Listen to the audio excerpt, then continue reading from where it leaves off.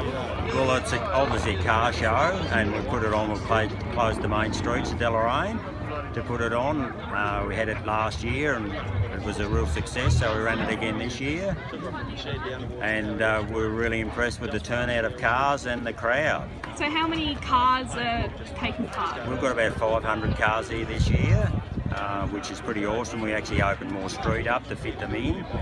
We've got 3 or 4 bands, and it's a really good atmosphere. If you didn't come, you missed out.